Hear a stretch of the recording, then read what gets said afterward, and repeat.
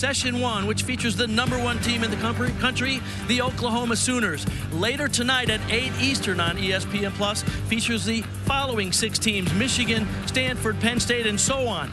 Just 3 teams from each of these sessions qualify to the championship round, which is tomorrow night in prime time on ESPN2. You're not going to want to miss that.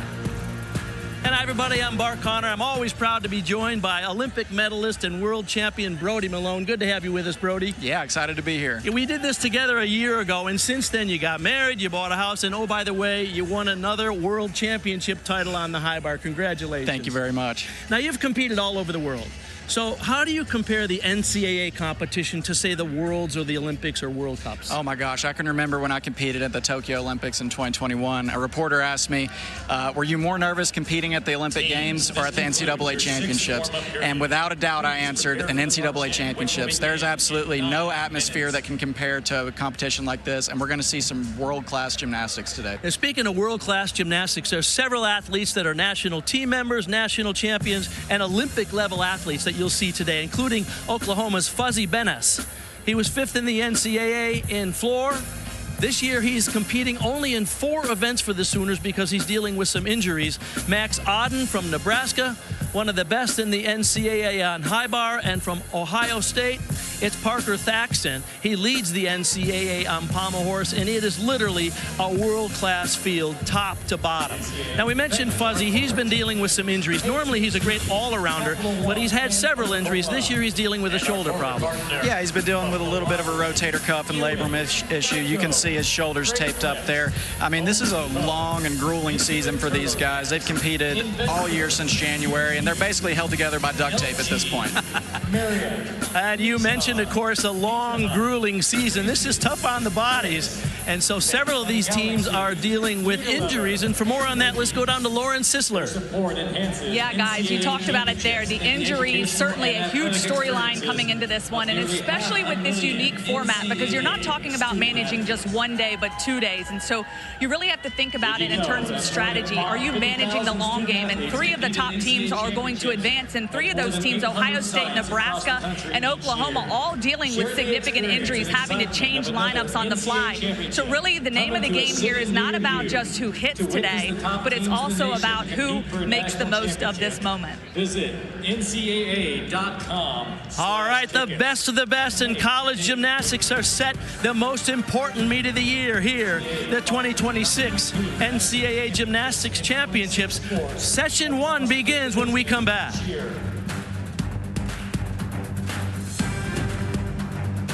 University of Illinois is the host program, and they'll be competing later on tonight in the evening session.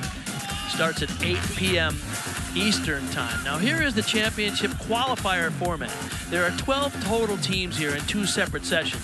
6 teams in each. Only 3, the top 3 in each session, advance to the finals, which is tomorrow night on ESPN2. A little bit different from people who watch women's college gymnastics. They normally put up 6 athletes and 5 scores count. Here, they count 4 scores, and all 4 scores have to count towards the team total. So there's a lot of pressure in this competition. And remember, we're doing our broadcast here, but you can follow your favorite team on 6 separate streams. So if you want to watch Nebraska on floor, you can launch your browser and find Nebraska and follow every routine from your favorite team. So it's a great way to cover this event, because those who are gymnastics enthusiasts, they will watch the broadcast, but if you want to make sure you don't miss any routine from your favorite team, you will not have to do that. Okay, getting started on a really crucial event for this team. California is pommel horse, and they are just flat out superb here, Brody.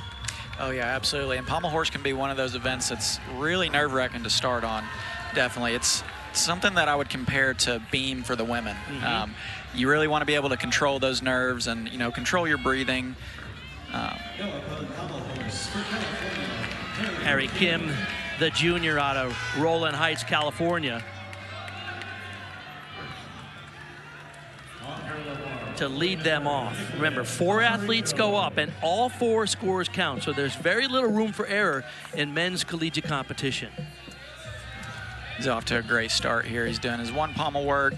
The judges here are really looking to for the gymnast to keep that extension in the circle, and he's done a really good job so far.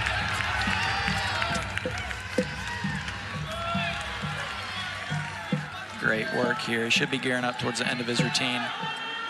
Fly up to that dismount. That was a great start for Cal. Yeah, you can see he's really happy with that one. There's a lot of relief. Okay, bring in some attitude for the Cal Bears. Way to get started. Oklahoma, the #1 team in the country, will have Fuzzy Benas as their first vaulter, and he's just flat out world class here.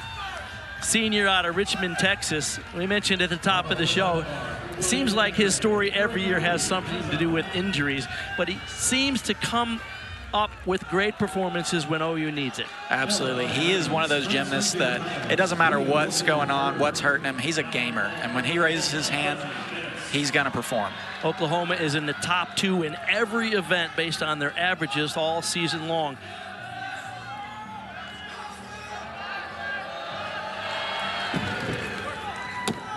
Oh, just a small hop there on the landing. That's a really strong start for Oklahoma. Let's check this out right here. Oh, good form in the air. You can see he spots that landing. Just a small hop forward. That's a 1/10 hop. That's exactly what you're looking for to start the meet off. He won the 2026 Mountain Pacific Sports Federation Championship with a 14.35. Excellent difficulty and technique.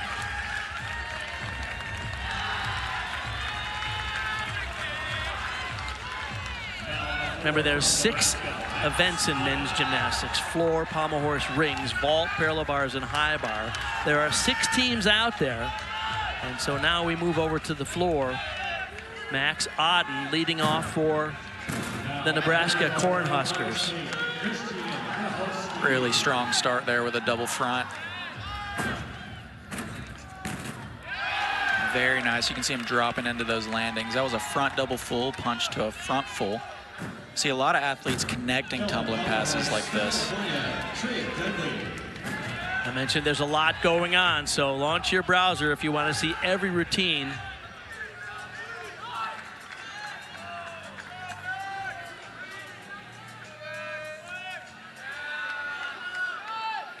Christian Grachowski for Ohio State on parallel bars. Ooh, a little mistake on the floor right there. I think his knees buckled a little bit on that punch. It's definitely not what he was intending to do.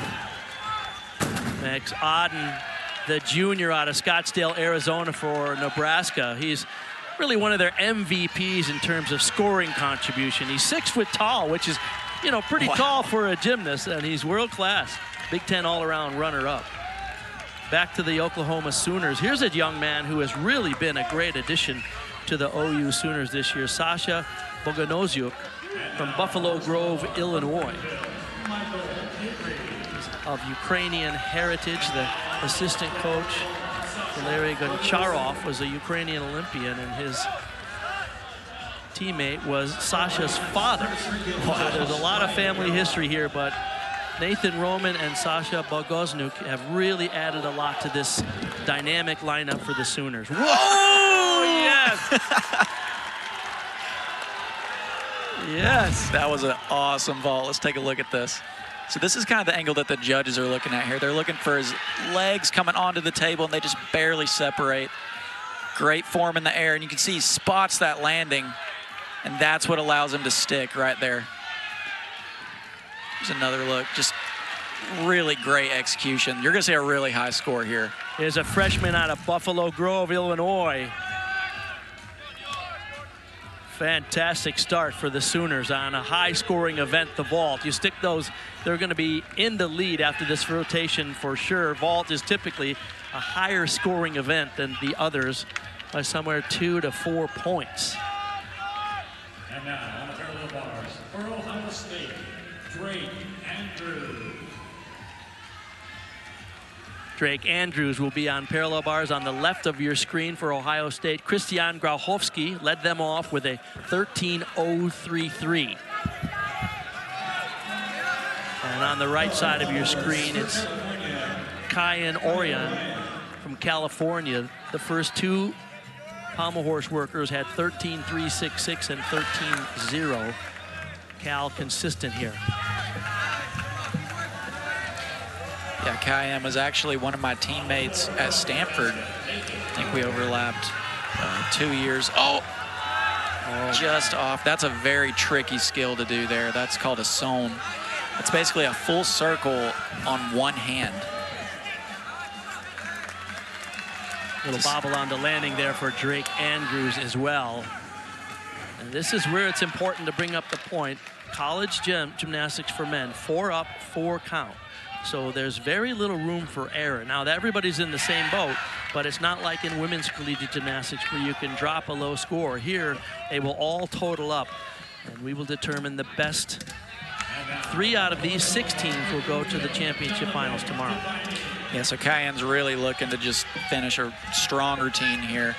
It's important when you have a fall like this. With this 4 up, 4 count format, you just can't let the routine get away from you. You've got to be able to deliver. And he comes back strong. A good finish there. California on the bubble here in terms of being a team that could qualify to the finals. They're currently number 8 team in the country. And remember, just the top 6 go through to tomorrow.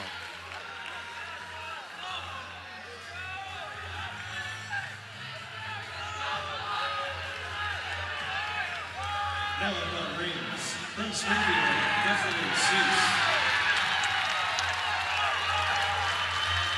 Gustavin Seuss now for Springfield University, on rings. Their first 2 competitors, William Wilson, the third, had a 12-4. Brian Delph, an 11-8-6-6.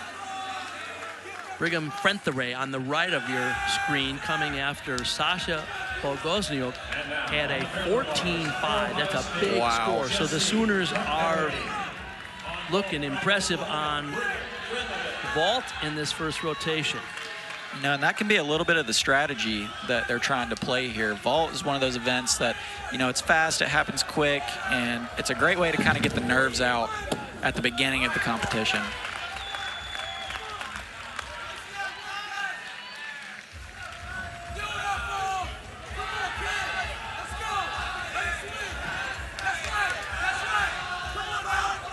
So the judges are looking for absolutely no swing in the rings here. Not bad. That was a good dismount. Yeah, he's pumped about that. Last year, Springfield did not make it here as a complete team. This year, though. See, this is a double-double tucked. So that's 2 flips and 2 twists in the air, and then he has to spot the ground to land it there.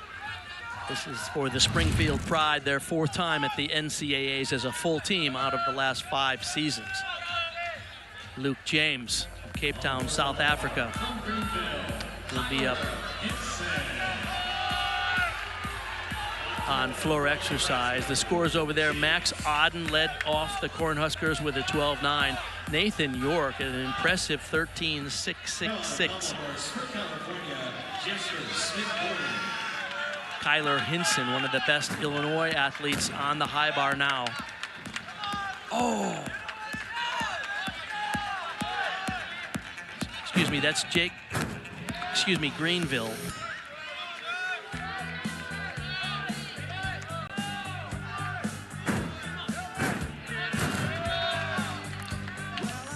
A fall off the apparatus is a 1-point deduction. The athlete has 30 seconds to complete their routine and get back up and finish. So we go over to floor to finish up with Luke James.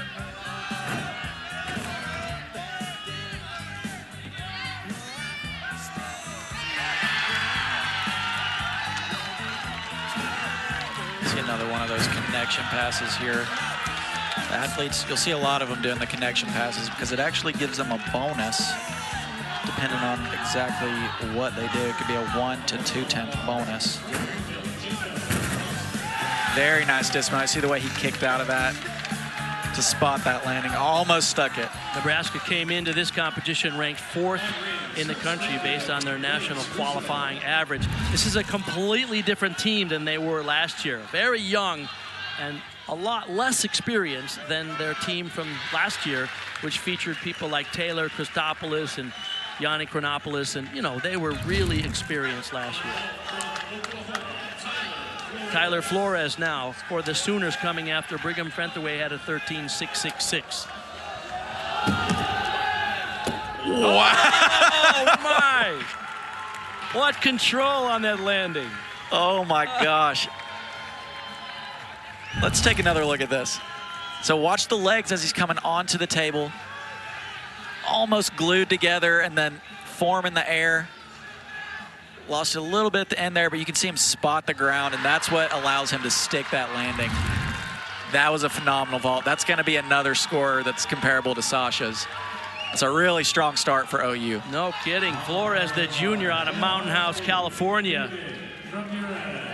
His twin brother Colin on the team as well. Now back over to parallel bars for Ohio State. On the floor for Nebraska, Chase Monday. David Ramirez now will be the fourth and final competitor for the Buckeyes on parallel bars. And Chase Mondi on the floor for Nebraska here on the left of your screen. Oh, that was awesome. Right.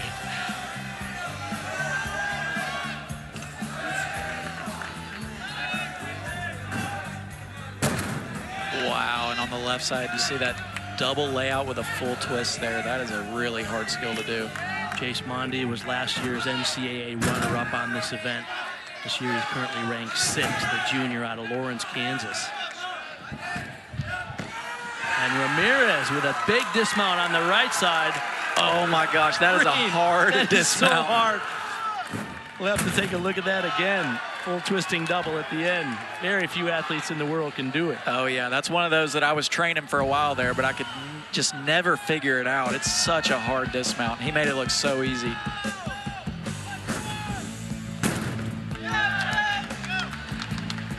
Good finish for Chase on the floor. Nebraska will have good solid scores in that first rotation. Different than what you see in women's collegiate gymnastics. Men's gymnastics is based on the FIG rules, the international rules. So in women's college gymnastics, you're used to seeing 10.0 as the max, but here the scores today will be between 13 and maybe 15 for the really good routines. Oh my gosh, so that right there is a double backflip with a full twist. That is just an insanely hard dismount. He just stuck it. Like he does it all the time. There's really only a handful of athletes in the whole world that can do that consistently. Absolutely. We all dreamed of doing it, but we never could make it at the end of a routine, too. It's hard. Yeah. You're dying.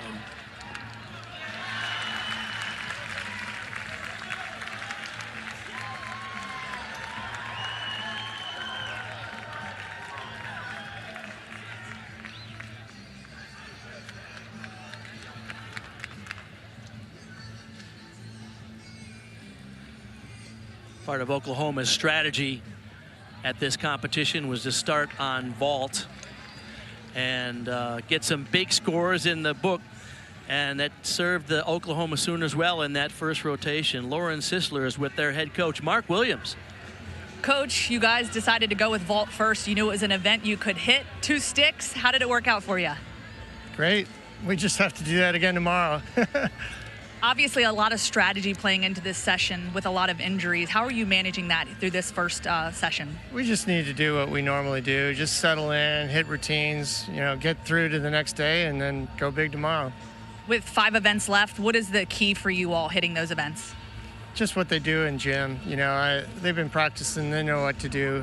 At this point, it's just performance, and they love that. Thanks so much, Coach. Thank you. How does Mark Williams stay so cool when inside he's got to be stressed?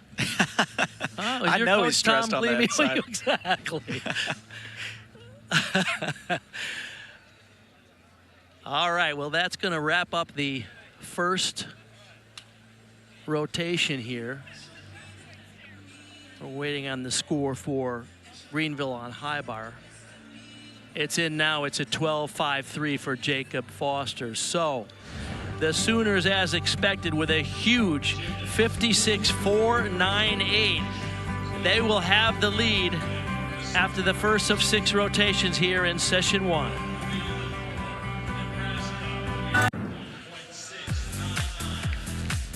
Well, Oklahoma picked the high-scoring vault, and it served them well in that first rotation. They have the lead. You can see Nebraska, Ohio State, and so on down the list. The key today is to watch the battle between the third and the fourth place team, because those top 3 teams advance as to the championship final tomorrow. So Oklahoma, if they stay on par, Nebraska as well, would likely advance. The battle we're going to be watching is really that third and fourth spot for that final spot from this session into the national championship tomorrow night. That's really where the drama is, isn't it? Oh, yeah, absolutely. Now, we mentioned the teams and advancing as teams. There's also individual titles that will be determined at these national championships. The top 6 athletes in each individual event will qualify through to the finals tomorrow, as well as the top 6 all-arounders. So after this first rotation, these are the athletes who are competing as individuals, not completely part of a full team for individual All-American and national titles. Anytime you see a gymnast bend their knees or separate their legs, that could occur at a small, medium, or large deduction. The second deduction is hip raise. Anytime you see a gymnast deviate from a perfect straight line. Brody, you mentioned at the top of the show the dynamic of the team competition at NCAAs, and I think it's because of the brotherhood, isn't it? These guys train year in and year out, and they build this brotherhood that, you know, it's all on the line here for your team. And that's really the goal at these national championships. That's what makes this really a special event. Yeah, absolutely. And gymnastics in and of itself is a pretty individual sport, especially when you're growing up, you know, competing in club. But once you get to the NCAA level, it really becomes about the team and not about the individual. So it's something that you go through together. I mean, you go through an entire preseason and competition season with these guys. They're not just your teammates. They become your brothers. And that was my favorite experience while I was at Stanford. Just, you know, being a part of a team,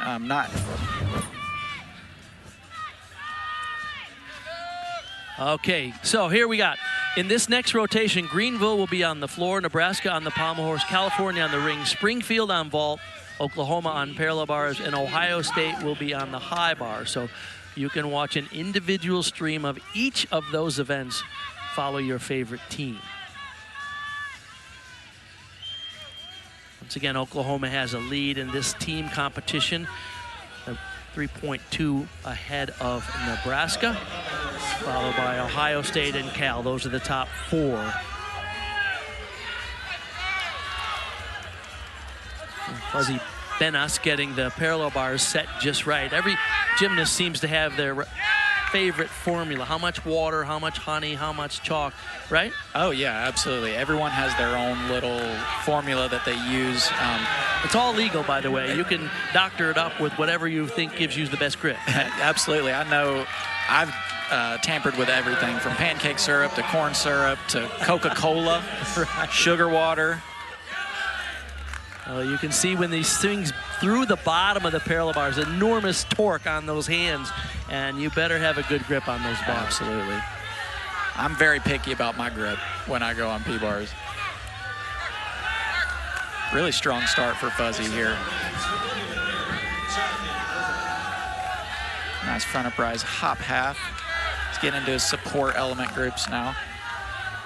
Talk a little bit more as the show goes on about element groups and requirements that the judges are looking for, but this guy has it all, doesn't he? He does. He's just one of those athletes. When he raises his hand, you know it's going to be a hit, and it's going to be a good hit. Never forget last year at the national championships, he hadn't competed all around all year, and then he goes up and he crushes it in the team final. Let's check out this dismount again. This is a double front with a half twist. Oh my gosh. And I would say he probably sticks that more than 90% of the time.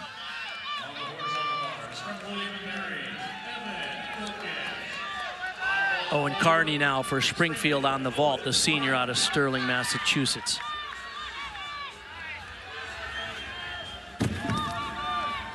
Oh, my. Oh, that looked like tough on the knees. Yeah, that one. Oh. He's okay. He looks like he's okay, but that was a little squirrely on that landing. Oh, I'm not going to watch it. You go ahead and call the replay. Great job in the air here. You can see he spots that ground. Just, landing with his knees a little bit too straight. has incredible torque and strain as they launch themselves high in the air and have to literally stick it like a dart into a dartboard. That is incredible. It's a tough guy to be able to handle that landing and not be carried off. Wyatt Reynolds will be next up for Nebraska on pommel horse. They got off to a solid start. They're currently second in the team competition. Pommel horse is one of those big events that you've got to make sure that you're hitting these routines. It's really important. It can be one of those make or break events for a team competition like this. And for Oklahoma on the right side of your screen, Ignacio Yockers, who won the Scholar Athlete of the Year last night at the NCAA team banquet, coming after Fuzzy Benas at a 13.766 to lead them off. See just the dismount on the pommel horse. Oh my gosh, that was a really strong start for Nebraska right there. That's exactly how you want to start.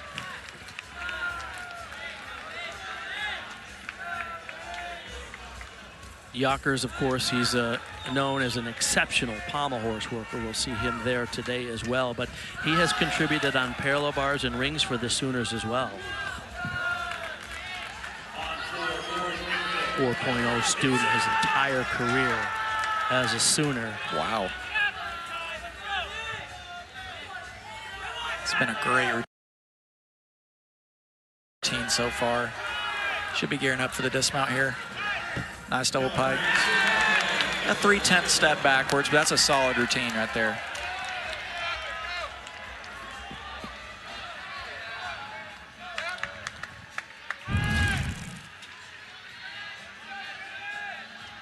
Very nice. You can see he spots the ground right there, just over-rotated a little bit.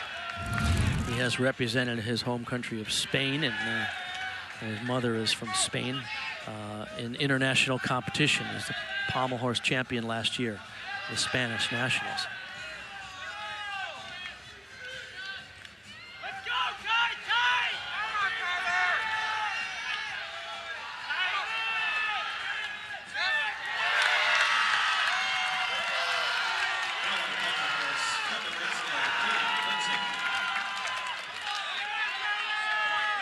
Ohio State moves to high bar in this rotation.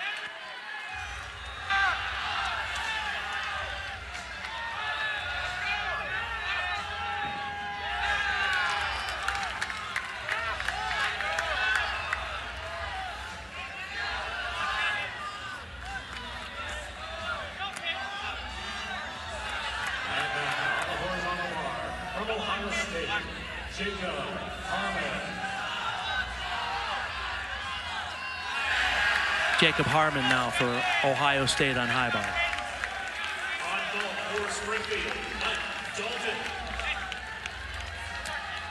Very nice mount there, the legs together, endo. You don't see that from a lot of guys.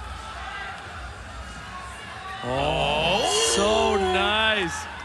That was really fingertips there. Beautiful. I love it when they hang those release moves out there. Gosh, yeah. It's a little bit scary.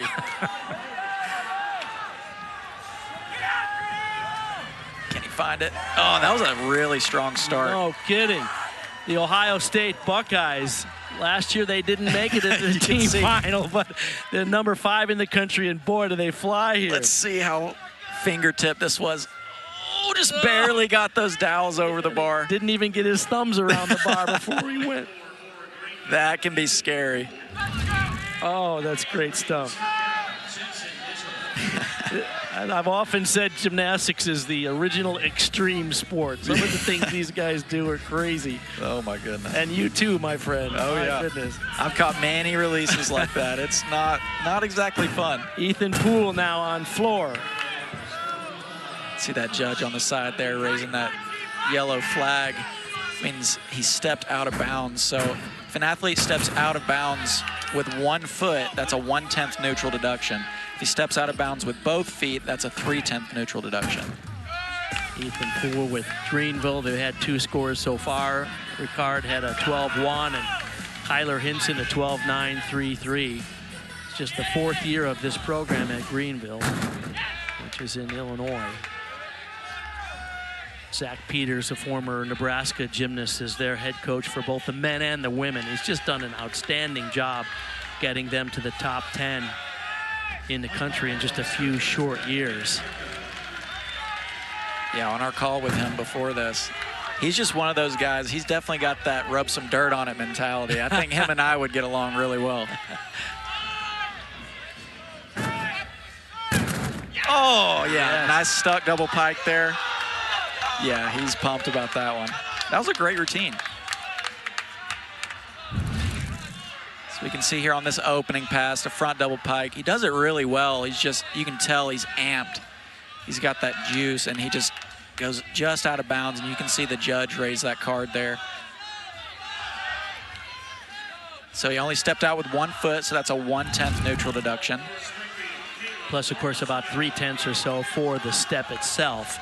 Right? Yes. But there's an additional 10th for going out over the line.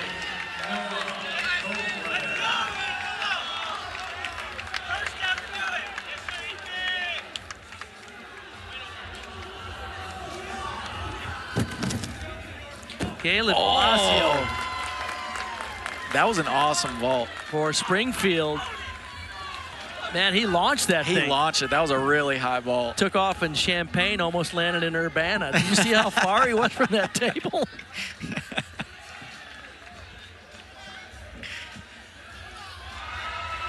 On rings for California. That's a critical performance here for Cal. So rings here is all about those strength positions. And the biggest part of this is holding them long enough. You have to hold each strength position for 2 seconds here. Mateo Bardana, one of the top scorers in terms of his contributions all year long, but unfortunately has had some late season injuries that have limited him. Normally an all-arounder. Moving towards the end of his routine here. Gearing up for the dismount. Wow, very nice double-double. Okay. That was a great routine for Cal. Their scores over there are 13-3 and 13-1 for Underhill and Mitchell. Let's take another look at this dismount. See how high he goes, and he just kicks out on that last half turn there, and you can see how he just spots the ground. Oh, this is going to be a great routine. I've watched this young man all year long, Nathan Roman, a freshman at Oklahoma. Where do you see the technique and precision on this routine? This is one of those athletes that has been on the junior national team for a while now. And one of the cool things that we've been doing on the U.S. national team is we've been doing joint camps with the juniors. So the seniors and juniors together. And he's one of those athletes that is just so fun to be around. And it's fun to be around all those athletes, just the energy they have and, you know, the passion for the sport. And he's definitely one of those guys. He's doing a great P-bars routine here. He is the Mountain Pacific parallel bar champion, had a 14.7 to win their conference. Be a dismount Nathan on the York side. on the right side of your screen on the pommel horse. Top 20 in the NCAA on this event. This has been a great routine so far. They can just fly up to the dismount. Yep. I think Nebraska is going to be very happy with their pommel horse scores, all of them between 13-3 and up. So pommel horse is one of those events, if you can score in the mid-13s, you got a pretty darn good team score going forward. Absolutely. Like I was mentioning before, it's one of those events that can be a make or break for a team competition. And it's always kind of a sigh of relief when you can get 4 hit routines on pommel horse.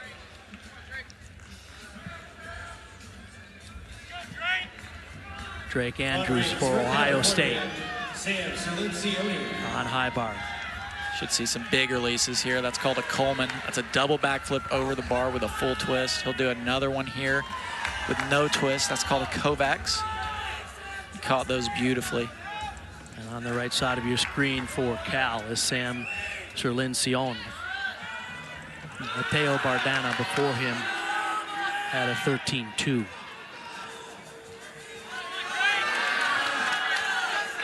Just the dismount on high bar. Wow. Drake has just been a solid competitor for Ohio State this year.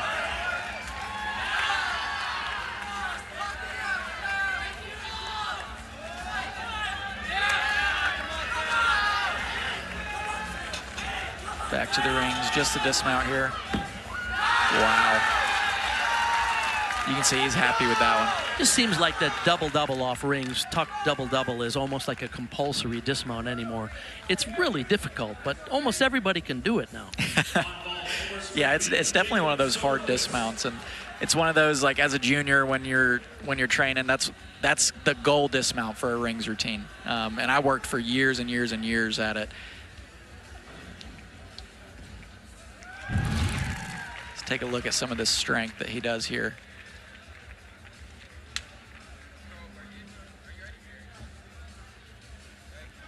Back up rise to a straight planche here. The judges are looking for them to be completely flat like a table. It's interesting, a lot of the teams choose to use dark colored pants. And this is a strategy, isn't it? Explain that. Absolutely. So usually in arenas like this, the ceiling can be kind of dark.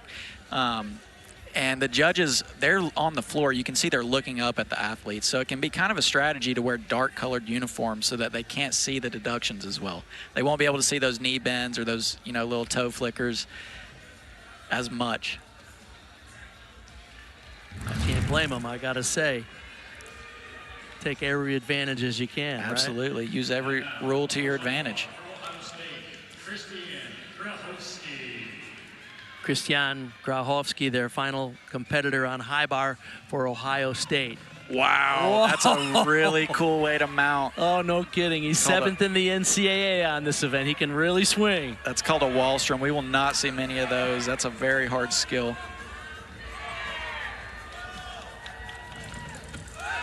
Now, great layout to Tkachev. This is one of the taller athletes, so that can be pretty hard. He does it really well.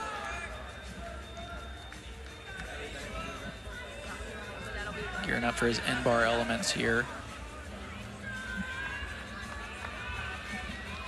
Really clean routine so far. You can see, because he's one of those taller athletes, he has a really beautiful line. He's just really using that to his advantage. Wow! Oh! Isn't that something? I remember that from last year. Yeah. No tap, double-double. No tap into the dismount. Not a lot of people do it like that. That's insane. How about this mount? Oh my gosh, this is called a Wallstrom here. So he does 1.5 twists over the bar and then recatches it. Let's take a look at this dismount. So no tap into it. That's just kind of lets go. Oh my gosh, and you can tell he's obviously mastered it because he just drops right into the stick there. The coach on the floor there, they call him the Kaz, is Casimiro Suarez, a famous Cuban Olympian, and he's an assistant coach at Ohio State. Well, Greenville's had a great start. Let's go down to Lauren. She has their head coach, Zach Peters. Coach Peters, this is the first time your program has been in the national championships as a team. What does this moment mean for you all? Yeah, you know, obviously we're coming off of winning conference 2 weeks ago, which was incredible, right? They've worked so hard, but obviously being here at the NCAA stage with the best people here, I mean, that's just what a blessing, of course. And these guys, you know, first class, you know, it's the 4th year of the program, so good to send them off in a very great way here at NCAA's. One of the newest programs, and we love what you said this week. You said money doesn't matter. There are no excuses. Yeah. Take us through that and what the tone has been set with your team.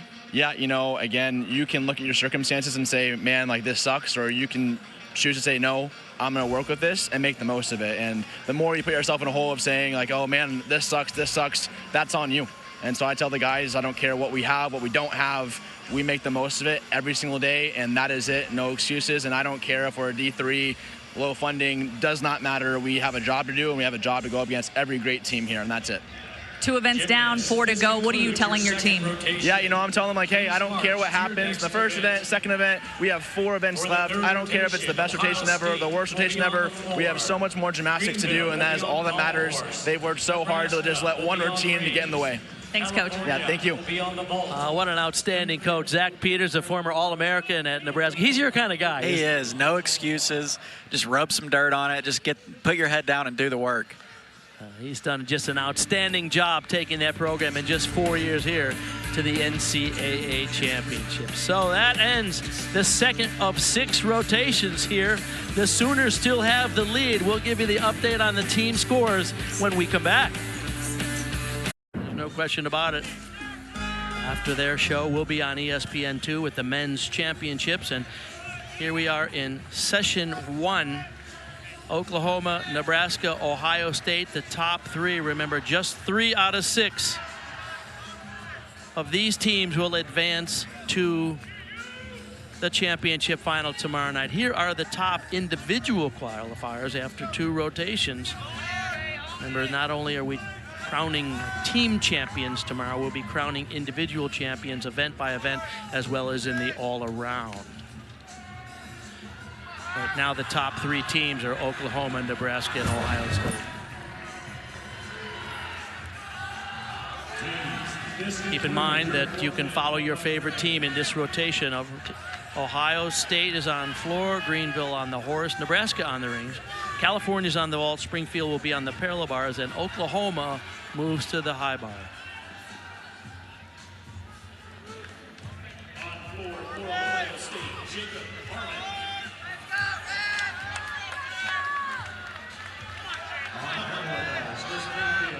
Jacob Harbin now for Ohio State on floor.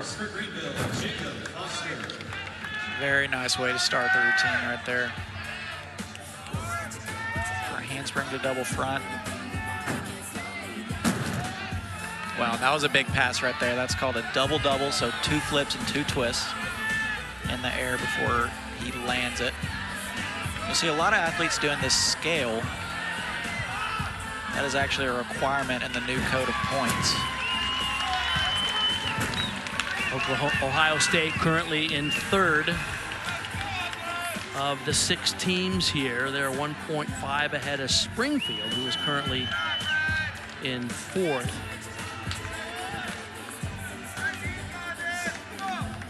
That will be the focus today. Which top 3 teams will advance to the championships tomorrow? Oh, nice. Very nice connection pass there. Really, Ohio State's having a solid meet, and that's what Rustam Sharipov told us on the call this week. He just needs to hit 24 for 24, do what they can do. Don't overthink it, although he used some different terms. That was a really strong start for floor for Ohio State. Bring him Bentaway on the high bar for the Sooners.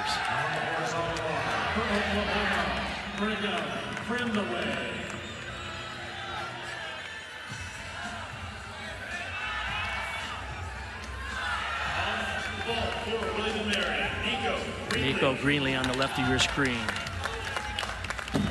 William and Mary competing as an individual.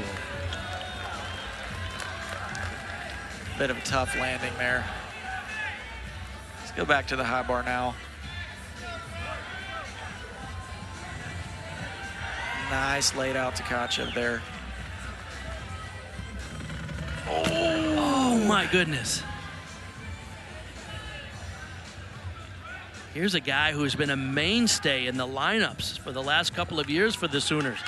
A 5th-year senior out of Cheyenne, Wyoming. We rarely see him miss. I know, that's not like him. He's just a little bit too far there. I think his tap may have been a little bit off on that.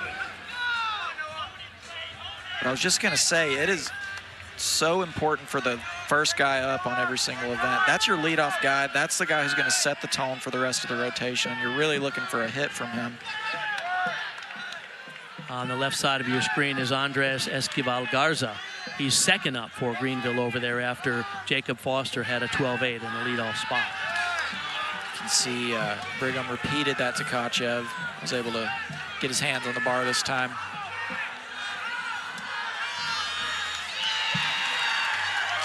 Wow, that was a great pommel horse routine.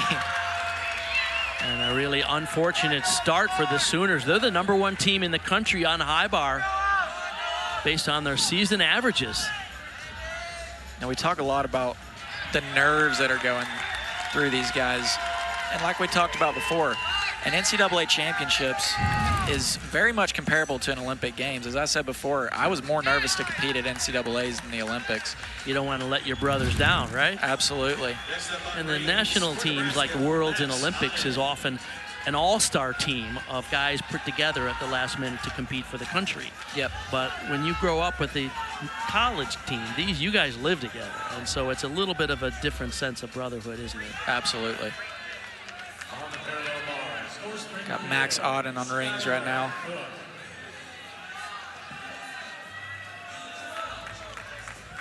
Skylar Cook on parallel bars on the left of your screen for Springfield. Carl Jacob Sunderfist at a 12-1-3-3 in the leadoff spot.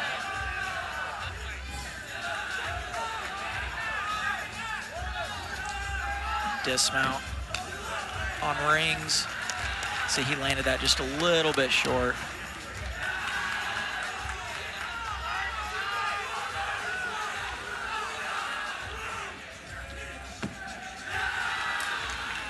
And a good dismount on P-bars. No, he's happy with that routine. Springfield currently in 4th place. 1.5 behind Ohio State. They're doing just an outstanding job. Started on some of the higher scoring events. As we go now to Cal's Harry Kim on the vault. Wow, that was very powerful. So not quite as difficult of a vault as we've seen from some of the other guys, but executed very well. Let's check his form from the board to the table. That's probably a 1/10 split. Great form in the air. You can see he spots that landing there, but he was just so powerful on that he just bounced backwards. He has deceptive power too, doesn't he? Yeah. It's good to have quick twitch muscle fibers for sure. Comes in handy on events like vault and floor. Here's Chase Davenport Mills, 11th in the NCAA.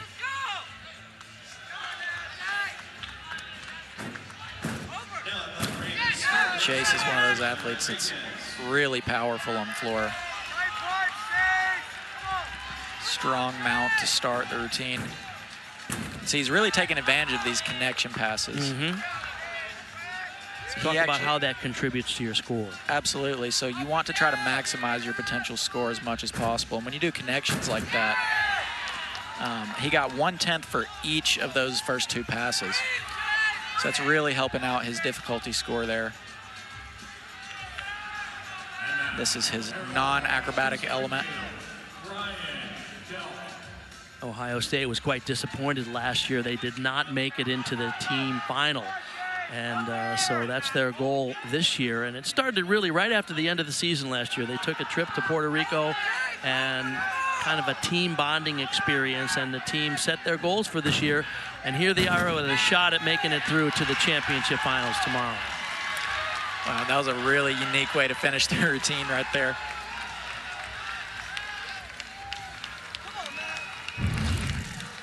Let's take a look at this second pass here. Front layout, punch into that front double twist. That gets him an extra 10th bonus right there. Let's take a look at this. You're not going to see a lot of athletes do that. Typically that would be just a back handspring there, but he does what's called a whip, a back whip. That is actually kind of an upgrade. It's a B skill. Hey.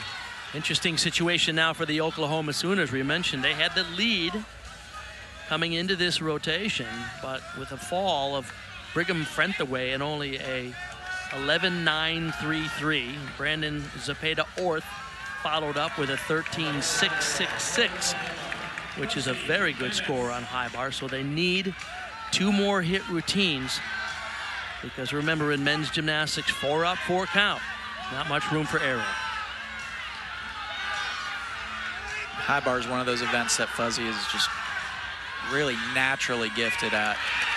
He understands the way the bar bounces and can really use it to his advantage. We'll see right here with this first big release move there.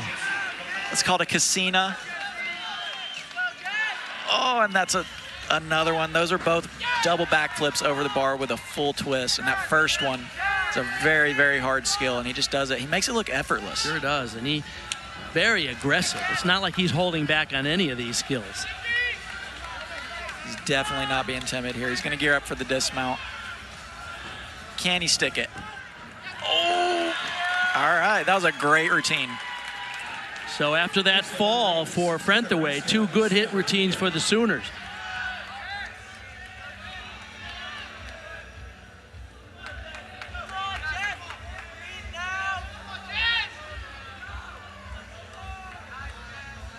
Sam Rakita for Nebraska.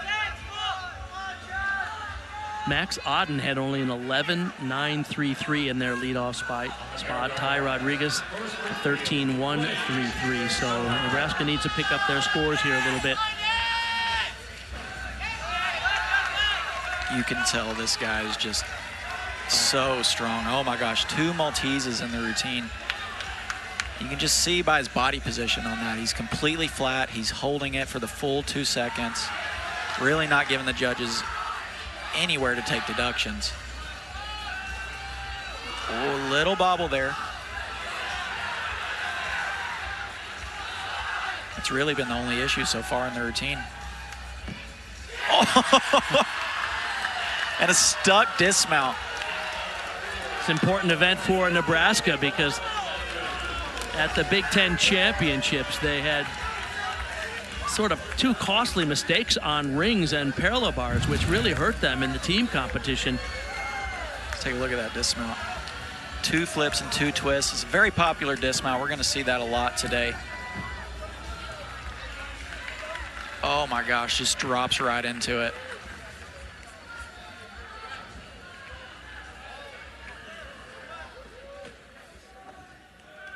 Eight times Nebraska has won the NCAA championships. Had a streak there from about 1979 through about 1983, where they won 4 in a row. Oklahoma Sooners have won 12 NCAA championships, but their last was back in 2018. This is the best team shot that they've had in quite a while. Here's Nico Hamilton after Fuzzy Benas at a 13.066. This is critical routine for the Sooners. Wow, really strong start though there. He's opting to get his N-bar skills out of the way at the beginning of his routine. Every athlete's different in that some athletes want to get that stuff done early, some want to get the release moves done early. It really just depends on the athlete and the construction of the routine. Hamilton, this year's conference champion on high bar with a 14.3, so he's got huge potential here. Yes. Yep. Just what the Sooners needed after that miss early. 3 hit routines. 3 hit routines. It's the best that you can ask for right there. Asher Cohen will be up on ring. Sam Rakita had a 13.666. Some of these scores may look a little funky. There's actually, the reason that is because there are 5 judges and they drop the high and low and they average the 3 scores in the middle. That's why we get some unusual numbers here. Jasper Smith-Gordon for California on vault on the left of your screen.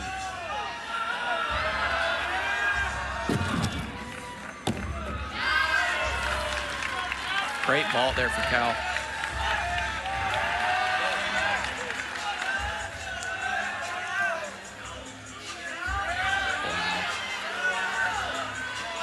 Tell Asher is just one of those rings guys. You see just how much control he has. Oh, unreal. Wow. Oh my gosh. That was a phenomenal routine. The senior team captain, 2-time All-American on rings. You can see why. Let's take a look at this right here. This is called an Azarian to Maltese. That is extremely hard to do. Oh my gosh, and you can see he's level with the bottom of the rings. He's not giving the judges any deduction to take. And this guy is the prototypical rings guy. He's a little shorter than the rest of the guys. He's enormously strong. Pound for pound among the strongest athletes in the world right there. Absolutely. No question about it. Absolutely. Take another look at this dismount. Drilled it. Just drops right into it. Oh my gosh. So they needed that hit because Max Auden had only an 11.933 in their leadoff spot. But Asher Cohen with a 14.4. That's a huge score on rings. Gymnasts, this concludes your third rotation. Please march to your next event. And for the fourth rotation, Oklahoma will be on the floor. Ohio State. All right, let's go down to Lauren Sisler. She's with the stand-in coach for the weekend for the California Golden Bears, Donathan Bailey. Lauren?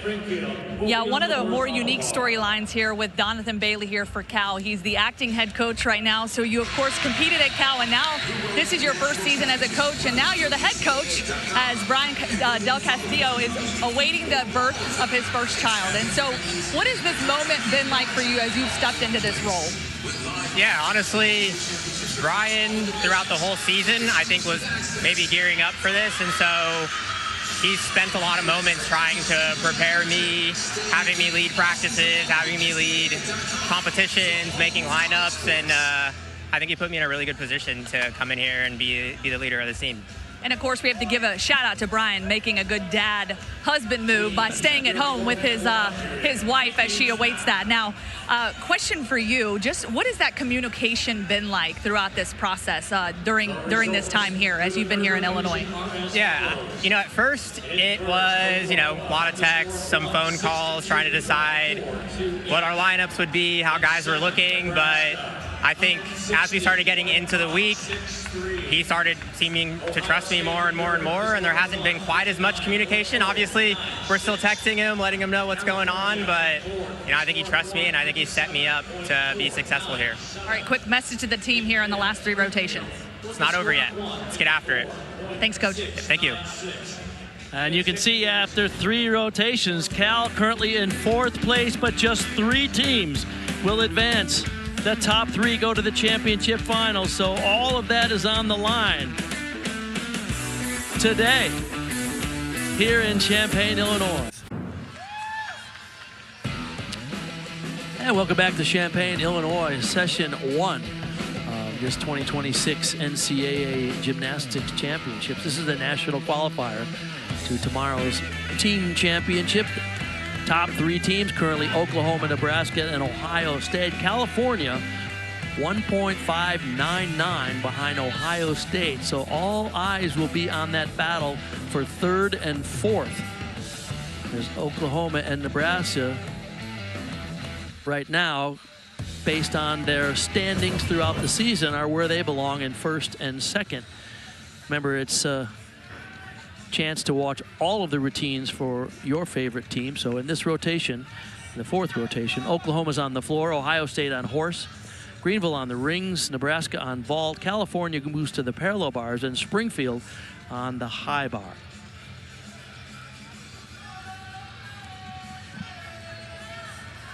Teams, this concludes your 4-minute warm-up period.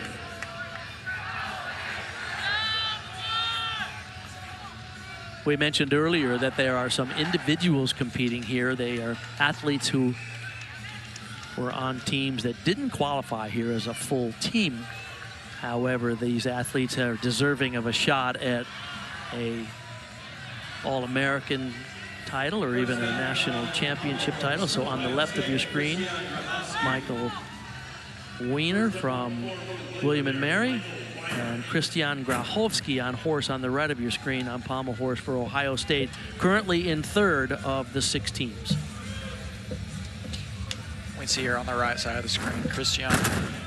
He's definitely one of those pommel horse guys. You can tell he's a little bit taller. He has great extension here. That's exactly what the judges are looking for. They don't want to see any bend or pike in those hips. Some really cool traveling elements here, doing those in a flared.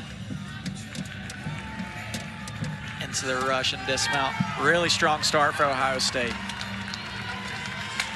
This is going to be one of those events for Ohio State, like we were talking about before. This can be a make or break event for a team event. And this is something that they need to put up 4 really strong hits on. They have a very experienced pommel horse routine. The next 3 athletes up for Ohio State are all seniors. I'm quite confident there. A strong routine on floor there.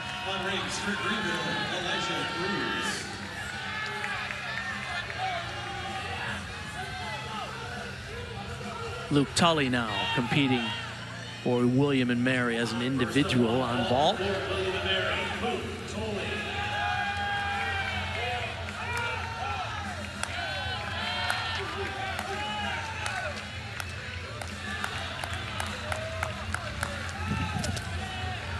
Wow. That was really nice. That was a very nice Yurchenko. That's the first Yurchenko style vault I believe we've seen today. Really great form and technique.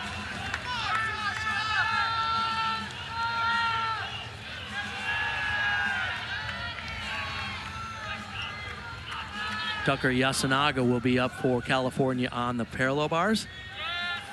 California, once again, just about 1.6 behind third place Ohio State. California currently 9th ranked in the country on this event.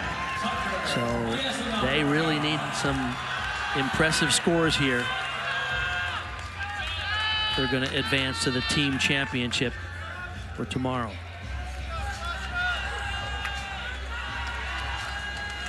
Yasunaga, the junior from Champaign, Illinois. He's a hometown kid. Oh, little bit of mistake there. That was supposed to go right to handstand. Left the some room open for judges to take a lot of deductions on that. But he looks like he's settling into his routine. On the right side of your screen is Oklahoma's Sasha Bogosner. All right, and a stuck dismount on P-bars. So we talked a lot about not letting the routines get away from you. So that was important, that even though he had that mistake early on, he was able to bring the routine back, kind of settle into it, and finish strong with a stuck dismount. And wow, that was actually a really cool full twisting dive roll. Full twisting dive roll. I love that throwback skill. That was from my era, buddy. I love it.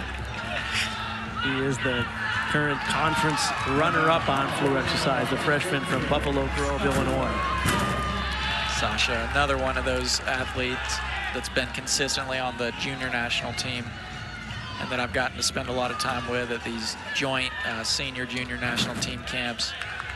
Man, these guys are just fun to be around. His father competed in the 2004 Olympics in Greece. Dismount here. Oh, he's checking to see if he stepped out of bounds there. That was a strong routine. Take a look at this first pass.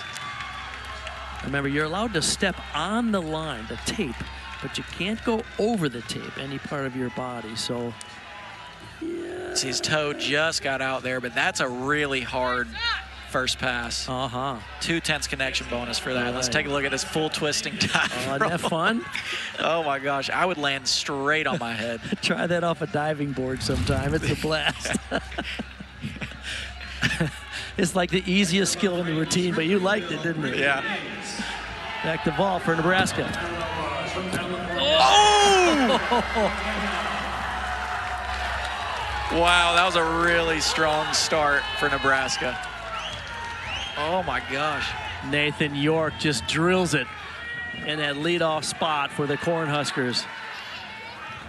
Mateo Bardana on parallel bars on the left of your screen after Tucker Yasunaga scored a solid 12-6.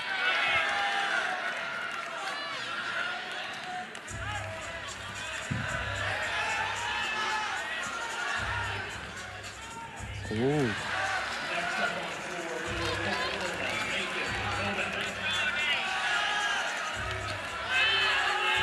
Really unique skill there, going off the side of the bar.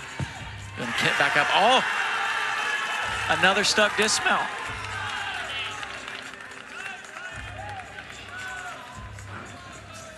And we mentioned earlier he came into this meet injured, but he's done his part so far for the Cal Bears to help them try to qualify through. Let's take another look at this vault here. So we're looking from the board to the table. Are his feet glued together? just slightly separated, but that form in the air is so good. You can see he spots that ground, just drops right into the stick. That is a really strong start for Nebraska. 14.266 for Nathan York. Conan Simpkins now, after Grauhofsky had a 13.2 and Jace Hashimoto 13.233. So good scores for the Buckeyes here on Pommel Horse, one of their best events. Oh, and that's a really hard skill to do. That's called a sonde. Oh, and then he does it again as an entry into the single pommel work there. That actually gives him a 10th upgrade for that skill. Oh, so that was a great routine, but you can see there he's a little disappointed with it. He was supposed to do a pirouette on that dismount. Right. So actually he's only going to be given a C for that dismount, which means he's not going to be getting the full element group or requirement. So his start value should drop 3 to 4/10 from there. You mentioned a C. The skills are rated A to G, basically, maybe even higher now. An A is worth 1/10, the B is 2, C is 3, and so on. Vault's a little bit different. It's just 1 start value for a vault. Almost stuck that one. Man, Nebraska's just really strong on vault. Let's take another look here. This is the #1 team in the country on vault based on their season averages. See, he's got a little bit more leg separation than the last guy. He just breaks out. See how high he finished. That's exactly what the judges are looking for. There's actually a deduction that the judges can take called a lack of prep deduction. So if they can tell that you're not really prepared for the landing, then that's a deduction that they can take. So he definitely did not get that deduction. Oh, he was airborne for a long time. Fuzzy Benas now, 5th in the NCAA on this event based on his season average. Really hard opening pass there. It's a back 2.5 twist, punch to a double front. That gives him 2/10 of connection bonus. That's one of those passes that I tried to do back in the day, I guess, and I could just never get it nailed down. It's a really hard pass. Oh my gosh. A back triple full down the side there. We don't see that a lot.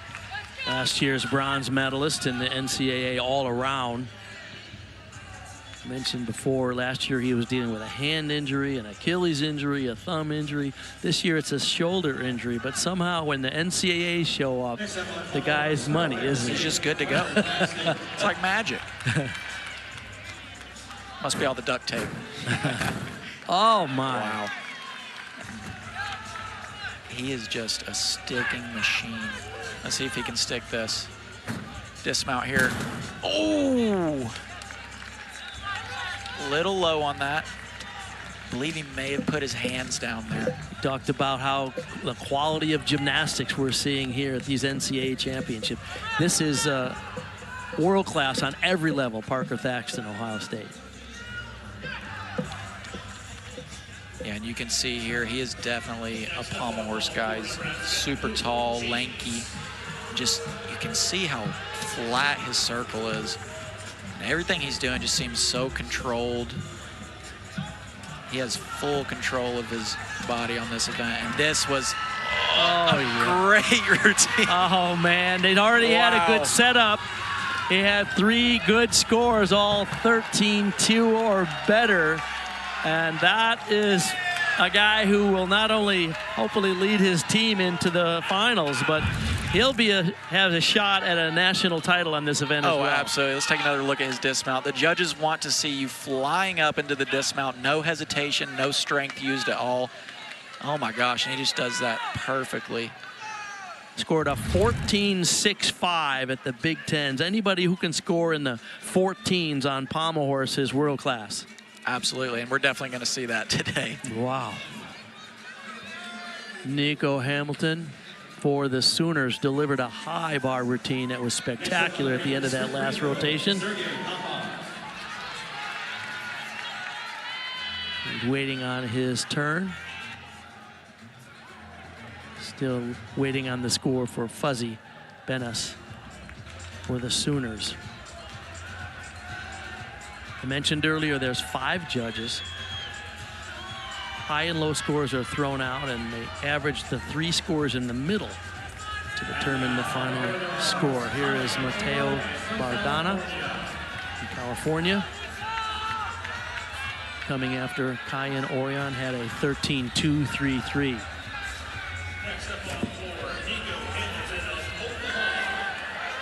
A little bit of a bobble there at the beginning. See if he can settle into this. Wow, that's a really impressive skill there.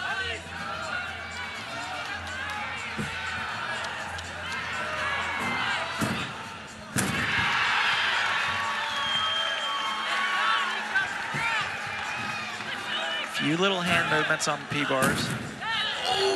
Oh, and that's a big mistake. Oh, brutal. Oh man, he looks like he's hurting a little bit. He came into this competition injured already. We talked about that at the top of the show, how many of these athletes have just endured a grueling season, and that certainly didn't help. He's going to repeat the skill much better that time. Into the dismount. Yeah, that's just one of those fluke accidents. Sometimes that happens. That's gymnastics. Let's go back to Nico on floor here. Solid dismount to end his routine. All right, so something interesting just happened for Cal on parallel bars. They went out of order based on the order that they... We'll talk about this after Bardana. Oh. Ooh. That did not look good at all. Yeah, he's hurting over there. Remember, in this rotation, California was 4th spot. Not only did Bardana have a fall, but one of their athletes competed out of order, which results in a neutral deduction of 0.2 of a point off the team score. So we'll try to get a further explanation of what happened, but we've just been informed of that. Wow. All right, you can see right there, that was a great vault. But he landed 1 foot out of bounds right there, so that will be a 1/10 neutral deduction. That's Chase Mondi, and of course, look at all their scores on vault, 14 or better. Take a look at what happened here on this vault. You can see right here, just a little crooked off the table. He starts drifting to the left there, lands with 1 foot out. You can see he's keeping that other foot in bounds because he knows if he goes out with both, that's a 3/10 neutral deduction. Great form in the air, though. Just got to straighten that up a little bit. He's a top 10 vaulter in the country based on his season averages. Let's go back to Cal on bars and see if they can get it back together. The score for Bardana was an 11-2-6-6. This is Theodore Roald Gatterud.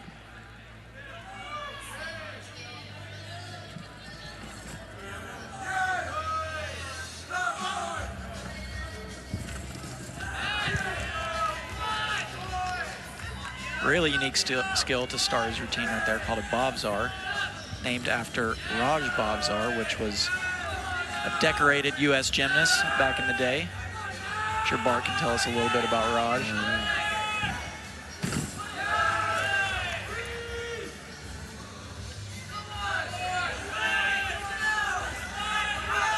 Gatterud, the senior from Norway. Oh, a little short on that dismount. He's last year's MVP for California in terms of his scoring contributions. This year he's doing a few less events. He's another one of those athletes who's trying to sort of protect his body through to the 2028 Olympics. He's certainly one of the leaders on the program, according to their head coach, Brian Del Castillo, who...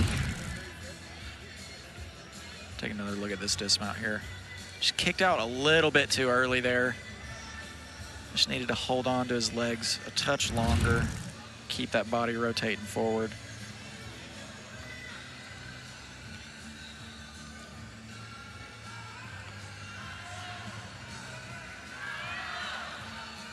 Well, the Nebraska Cornhuskers are having a heck of a day, and their vault was outstanding. Let's go down to Lauren, who's with their head coach, Chuck Schmelka. Chuck, you're showing me your shirt here, and it is significant, and it means something special. Show them your shirt there in honor of Jim Hartung, longtime assistant, was with you for over 2 decades. Competing for him this season, what has this meant for you all? Well, it's been tough, I can't lie. But one thing good that came out of this, our team is so tight. And the guys have just rallied around. Everything they do is for Jim. His boys were at the banquet last night for him to accept his award that he won. So it's as hard as it's been super rewarding for our staff and myself. Just to see our team rally around something so cool. When you don't even know if they like us ever, you know, as coaches, you know, they're like, whatever. So it's special, yes, very special. And Jim, certainly very special for this program, exemplifying resilience in the best way. How has your team really stepped up and honored him in that way through all the injuries that you have faced this season? They just bounced back, and that's what he did when he was an athlete, and that's what he expected when he was a coach. And the guys know that, and they just accept the role, and they just do it.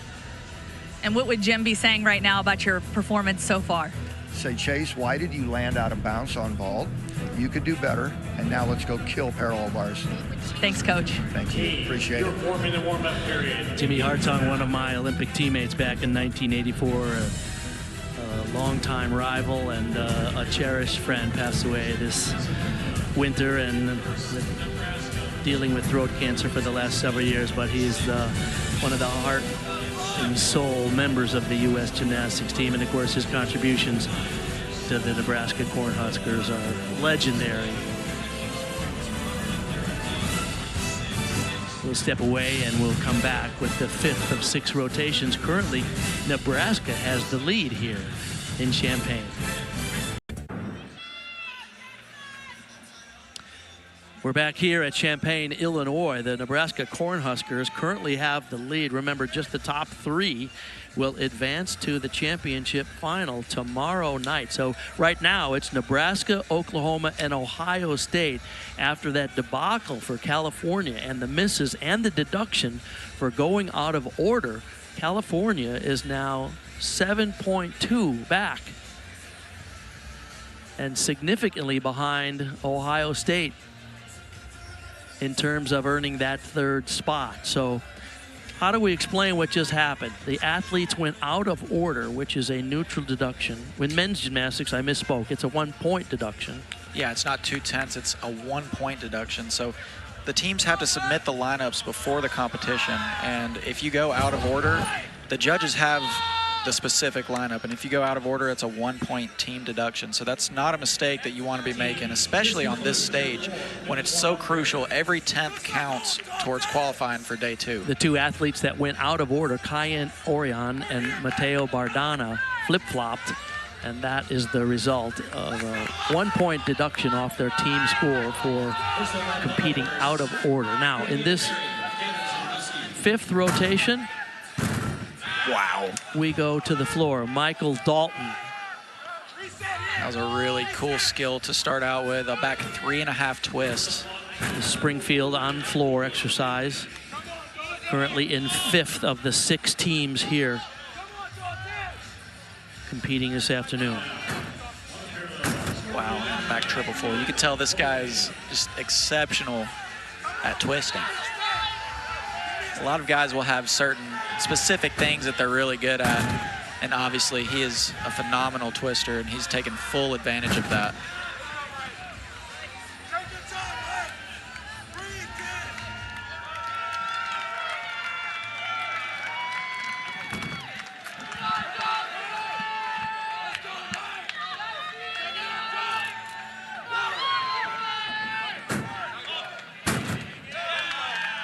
A new rule in this code of points is that dismounts have to be a double flipping element. So typically in years past, you'll see a lot of people dismount with a back triple full or a back twisting skill, like a lot of what we just saw from him. But this new change, you have to dismount with a double flipping element. So we'll see that from all of the athletes here today. On rings for Ohio State, Christian Grachowski. And Ohio State's in third. Cal has dropped significantly to fourth. They're on high bar. That's Jackson Mitchell leading them off here in rotation 5.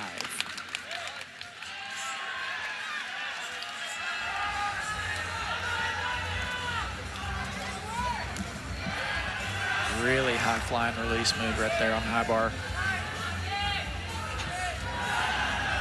from Jackson.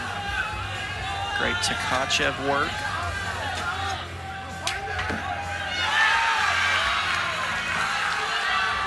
A great routine for Christian on rings. Seeing a lot of those tuck double-double dismounts, and we're seeing a lot of sticks as well. Oh, and then Jackson also with the stick on high bar. And he is pumped about that. Jackson is jacked. I mean, look at that guy.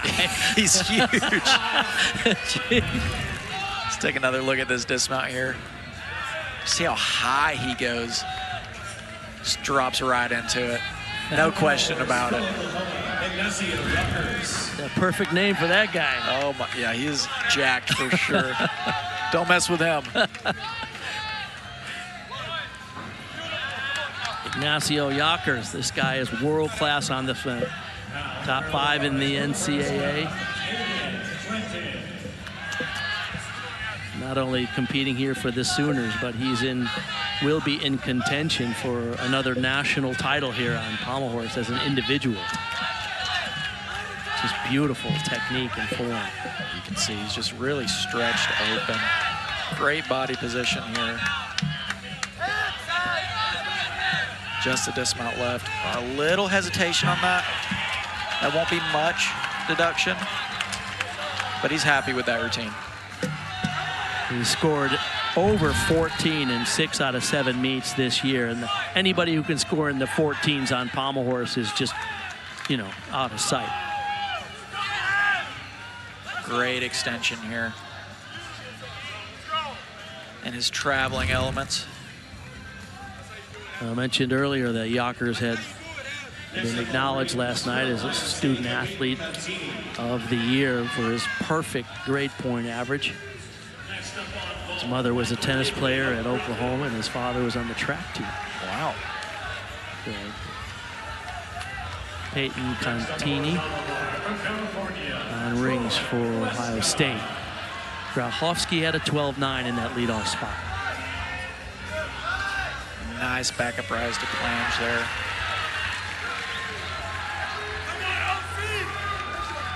Lower into the Maltese. Melting a little bit there. So it'll be a small deduction.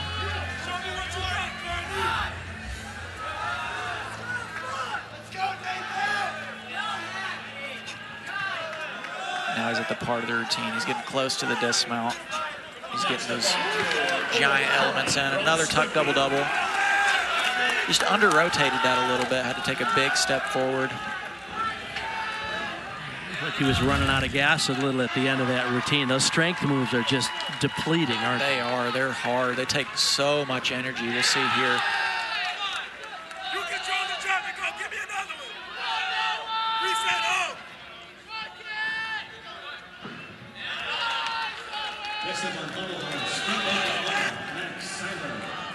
Now he's lowering down into that Maltese. You can see that's just one of those skills that's so hard. It takes so much energy. Judges are looking for the gymnast to hold that steady for 2 full seconds in that Maltese position. And as you mentioned, he was melting a little bit throughout that skill. Matt Seiler on pommel horse for the Sooners. Yakers led them off with a 13-9-3-3. Great start for Oklahoma there. Great score. Nathan York on the right of your screen for Nebraska. Currently, Nebraska has the lead over the Sooners, who now have 2 hit routines on pommel horse. Nebraska and Oklahoma separated by 1.7 here in the 5th rotation. Really difficult skill right there. It's called a makuts.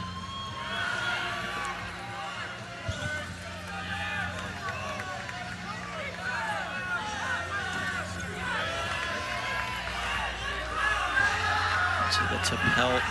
Should see a dismount here. Double front half. Oh, nice. My gosh. Just floats it out. Floats. Just drops into that landing. Take another look at this dismount here.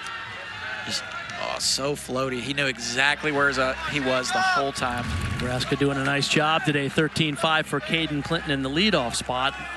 We'll come back for the score for Nathan York as we go to rings for Ohio State. David Ramirez. Strong start to their team with a kip to a Maltese. Remember, the judges are looking for 2-second holds on these, and that timer starts as soon as the athlete stops in the position.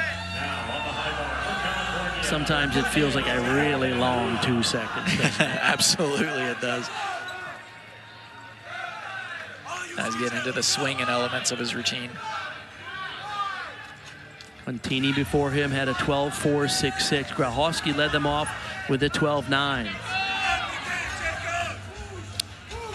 See another double-double here.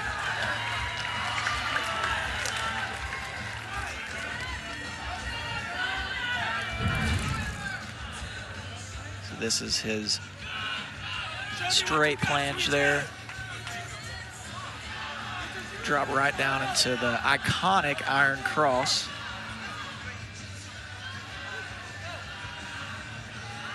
Ramirez, a sophomore from Nimpono, California, competes often in the all-around for this team. As Chuck Schmelker said, this is a completely new Nebraska team than last year.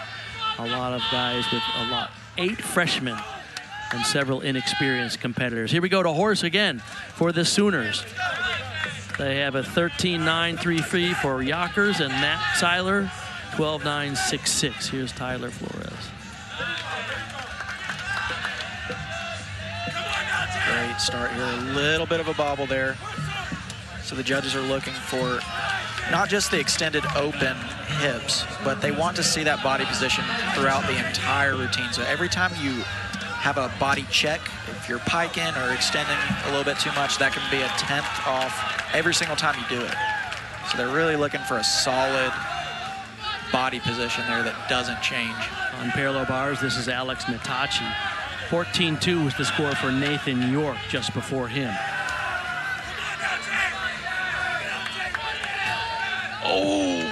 Oh my goodness. Oh, a little bit of a, well, not a little bit.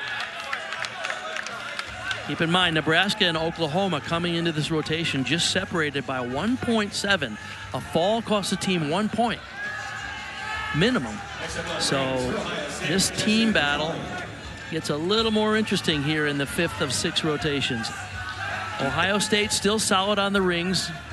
Jesse Pakale, final competitor after David Ramirez had a 12-8. Do you think that's something that's in the back of these athletes' minds right now? Them being ahead of OU? Oh, come on, Alex. I don't know. You seem to try to stay dialed in on what you're supposed to do, but there's another full twisting double. He's done that dismount for a while. He's very good at it. Pakele, really nice execution here. Yes. Yep. Another beautiful double-double dismount.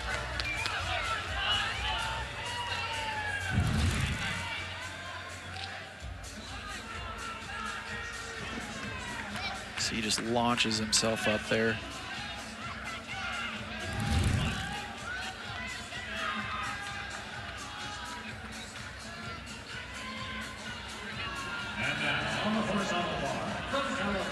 Tucker Yasunaga coming after Mateo Bardana had a 12-3-6-6. So the highest score for California on high bar so far is the leadoff Jackson Mitchell. We saw him. And here for the Oklahoma Sooners is Colby Aranda coming after Tyler Flores at a really impressive 13-7.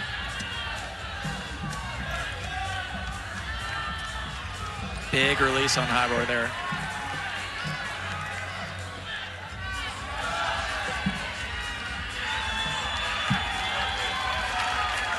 And that's a great routine for Colby. A redshirt freshman from Grapevine, Texas. He is the conference pommel horse champion. Wow, and a stuck dismount.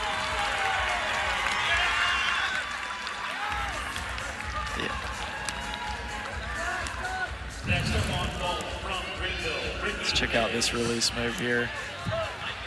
Straddled Tkachev. So if you're at home listening to all these crazy words that we're saying, all these skills in gymnastics are named after the athletes who competed them first.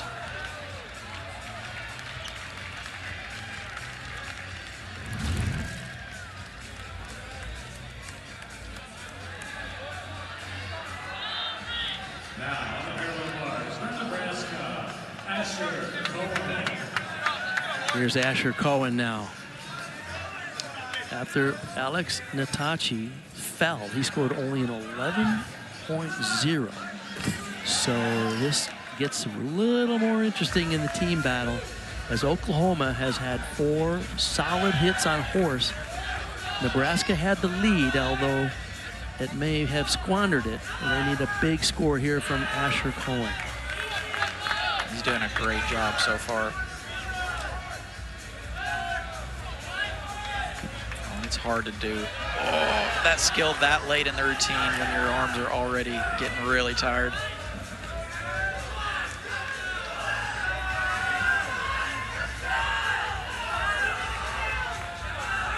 Ready for the dismount here. Need a stick here. Oh, just a 1/10 step backwards. Nebraska needs a 14.099 from Cohen right there to stay in the lead after 5 of 6 rotations.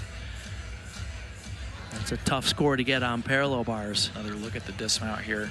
And he had a little bobble in that routine, so unlikely. It's quite possible the Sooners will retake the lead, depending on what score comes in for Asher Cohen.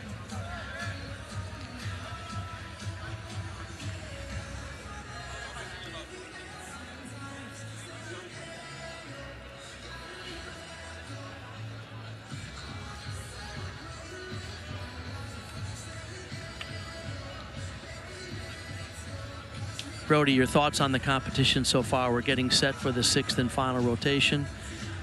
We've seen some highs and lows. Yeah, absolutely. The idea for the first day always, when I was competing in this competition, was to come in.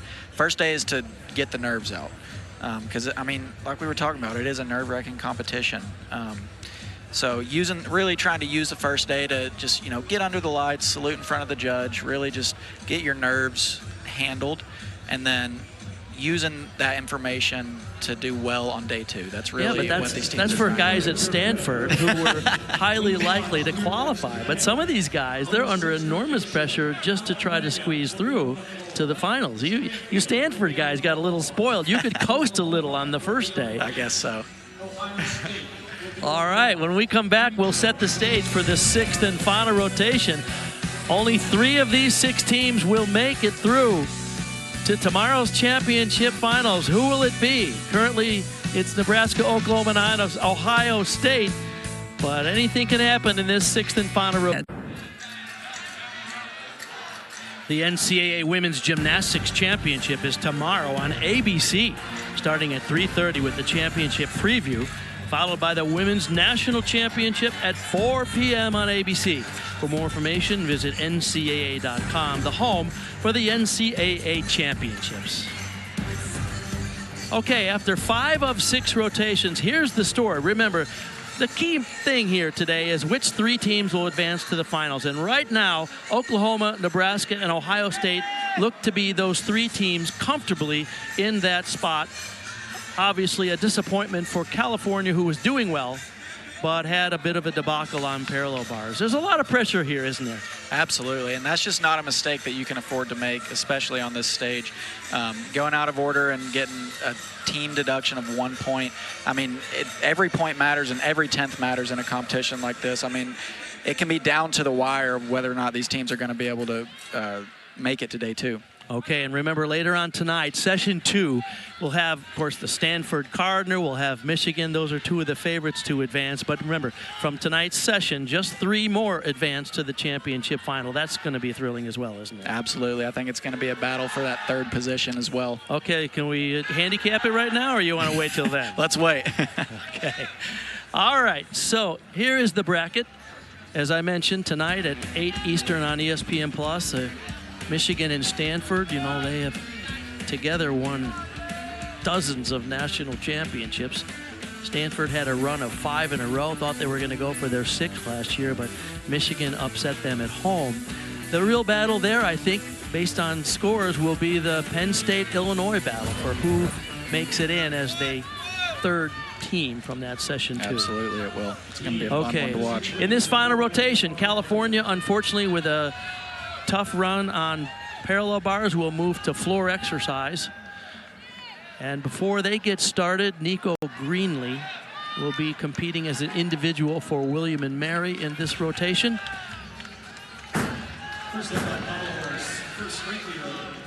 Remember, you can follow all the routines of your favorite teams in this rotation. Cal's on floor, Springfield's on pommel horse, Oklahoma on the rings. They have the lead.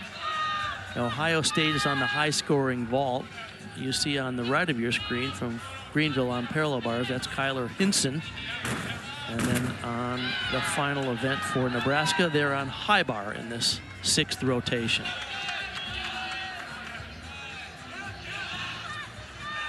This has been a really good routine for Nico so far on floor.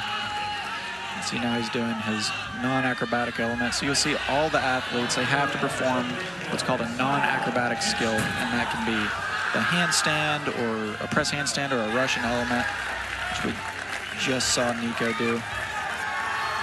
Kyler Hinson finishing up parallel bars for Greenville.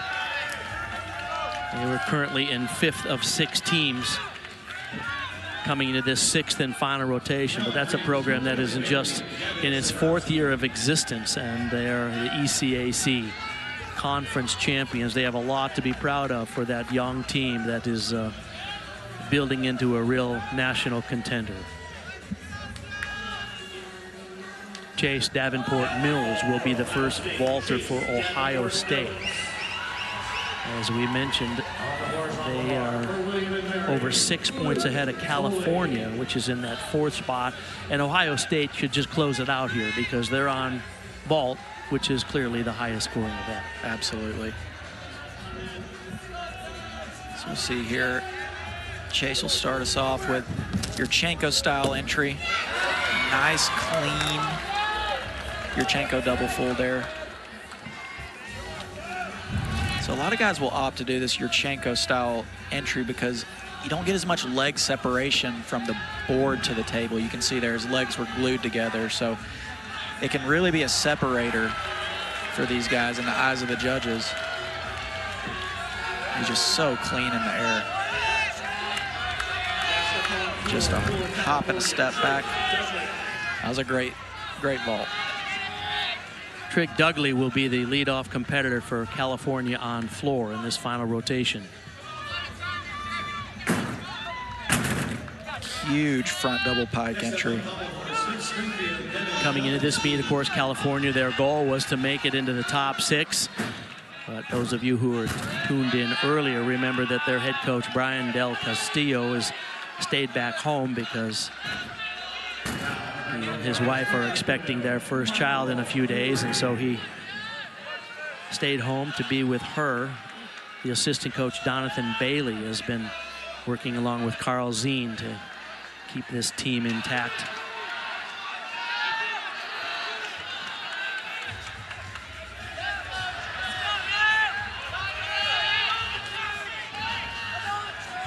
See the scale element is something that new that got added into the code of points.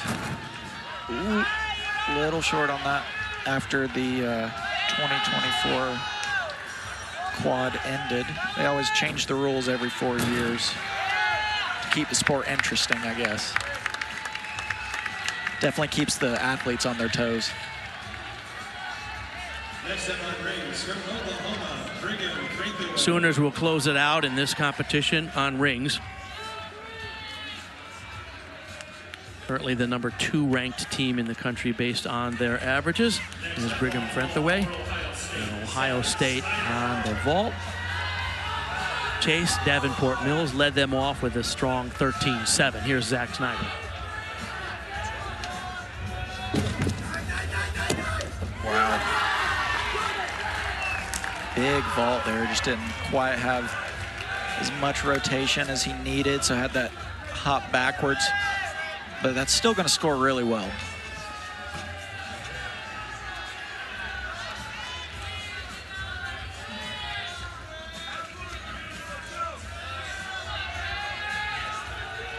These swinging elements on the rings. See a dismount here. Nice double-double. Seen a lot of tuck double-doubles today on the rings. Anthony Coppi now, the sophomore from Georgia. Your home state. He's a Georgia boy. All right.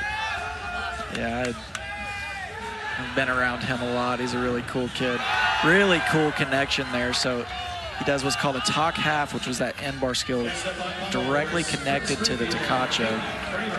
That can be really challenging. I don't think we're going to see that a lot this weekend.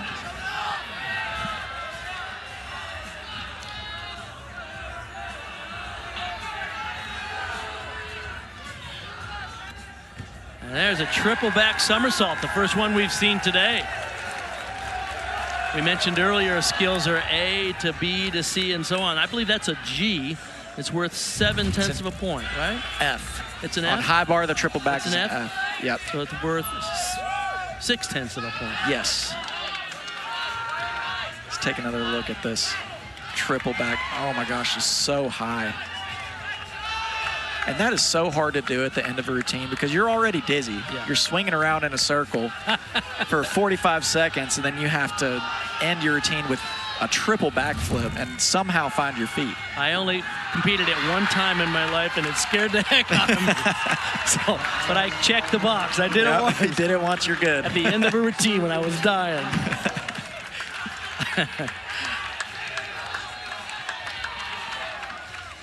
Christian Grachowski's having really a good day. Zach Snyder had a 13-6 after Davenport Mills led off Ohio State with a 13-7.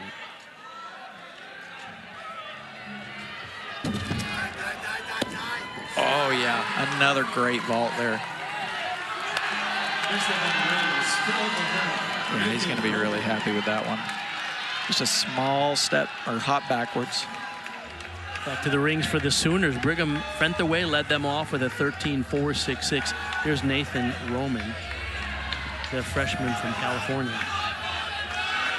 Mark Williams acknowledged that Nathan Roman and Sasha Boganozu, those two freshmen really were critical in terms of recruiting because they filled the holes of several athletes who had graduated for the Sooners, and they just stepped into these spots with really quality gymnastics. Absolutely. I mean, you can just tell by their technique that it's just their gymnastics foundation is just solid. So we're going to see these guys not just excel in the NCAA in the coming years, but we're going to see them on Team USA here soon.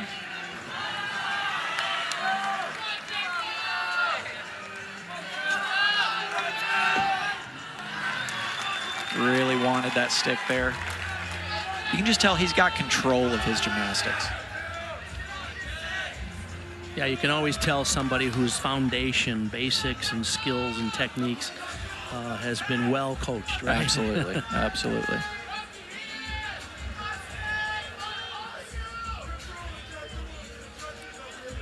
Sam Rakita will be second up now on high bar for Nebraska. 13-1-6-6 was the score for that leadoff performance of Anthony Coppi.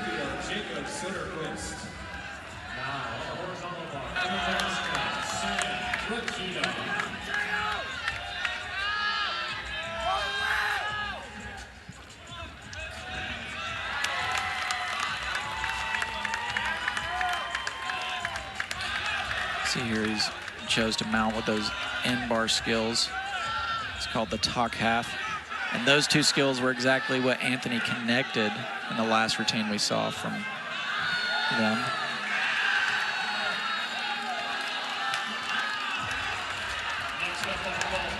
David Ramirez will be the final vaulter for Ohio State after Grachowski had their best score, 13-8. Oh! Sam Rakita over-rotated that triple somersault.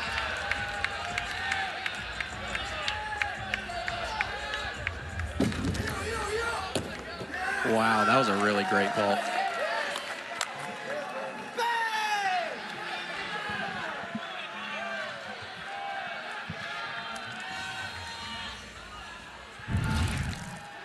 Let's take another look at this vault here.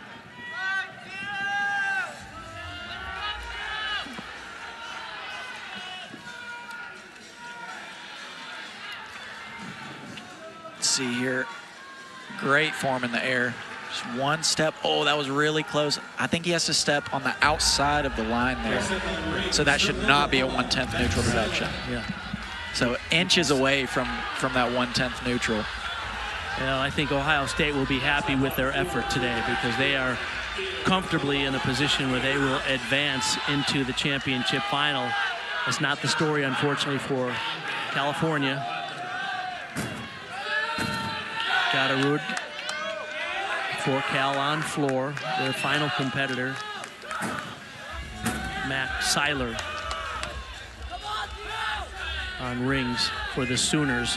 Nathan Roman had a 12-3-3.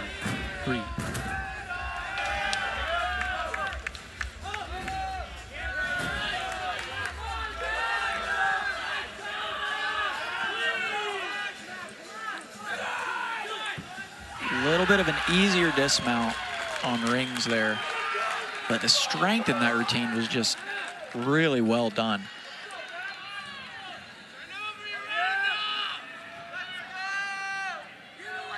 See Theo getting ready for his dismount here.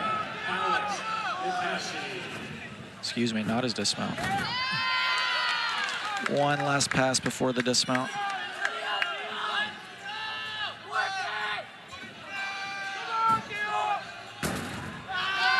He finishes. Meanwhile, on high bar for Nebraska, Alex Natachi. Remember, he fell off the parallel bars in the last rotation. That's a big release move right there. That's another one of those G-valued elements that got upgraded. Oh my gosh, and another one. This is a big high bar routine. My goodness, oh my they are gosh. not holding back. Way to go.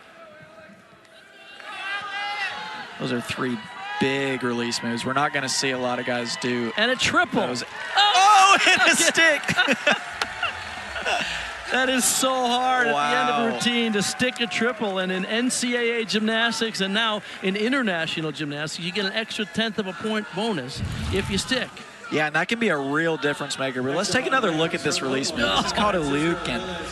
It's a Tkachev, which we've seen a lot of people doing so far, but he does it with a full twist, which makes it extremely hard. And then we're going to see him wind up for what's called a casino, which is that double backflip over the bar with a full twist, but he does it in a laid out position. So that's another G-valued skill. And then he does it in the tuck position. That's three really hard release moves to do in a routine. And then to end it with a triple back. And then to stick the triple back. Oh my gosh. You mentioned Lukin. We have to give a shout out to Valery Lukin, of course, the great, former Soviet gymnast who invented that skill. He also did a triple back at his high bar routine. And he did all this about 40 years ago. When the landing mats were just like little wrestling mats on the floor. Right. So, okay. Finishing up for the Sooners in their final performer will be Francisco Velez Balendez. Max Seiler had a 13.5. So this will wrap it up for the Oklahoma Sooners, who will comfortably advance. And that is a really strong start for a rings routine with that Azarian to Maltese. Oh my gosh. And then to do a backup rise to Maltese this late in the routine.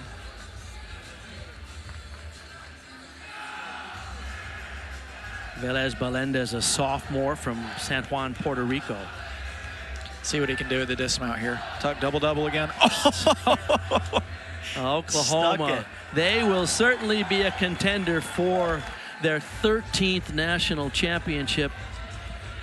They haven't won it since back in 2018, but they look like they have the talent and the execution to contend for a national title tomorrow night It won't be easy, though, because Michigan, Stanford, all the big boys will be in one session at the same time. Oh, absolutely. It's going to be a really, really fun competition to watch. Natachi had a 13.366. So remember, coming into this rotation, it was Oklahoma, Nebraska, and Ohio State. Really unique skill there. Done on the one arm with a full twist. Called a Zuli Min. All he has to do is get through this routine comfortably, and Nebraska will advance. Another Luke in there. Wow, into a beautiful Coleman. Nebraska's really bringing the high-flying release moves.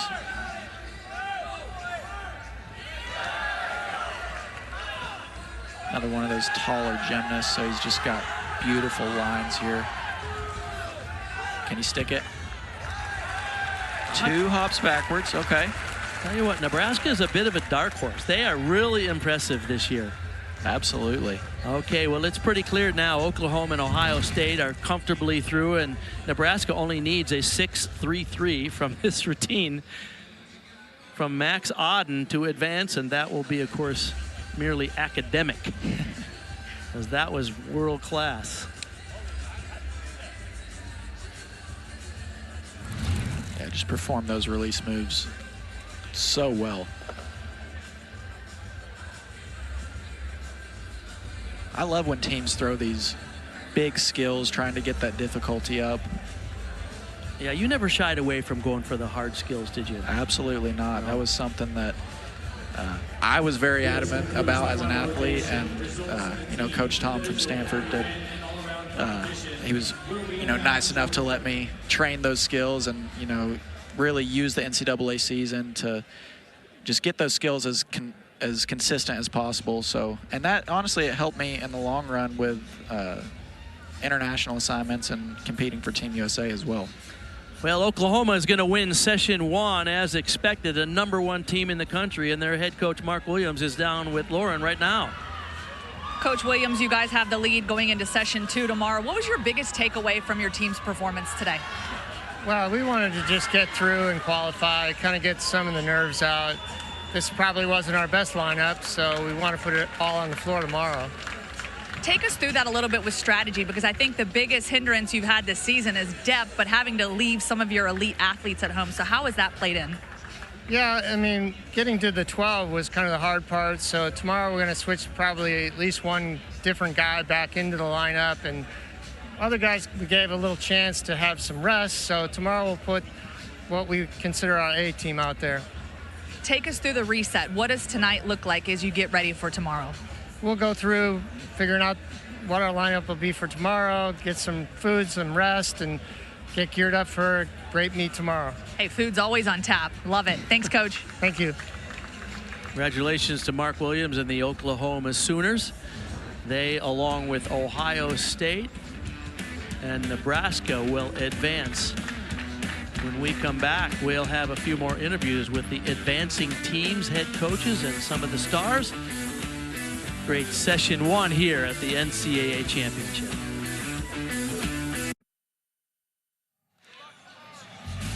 All right, session 1 is in the books.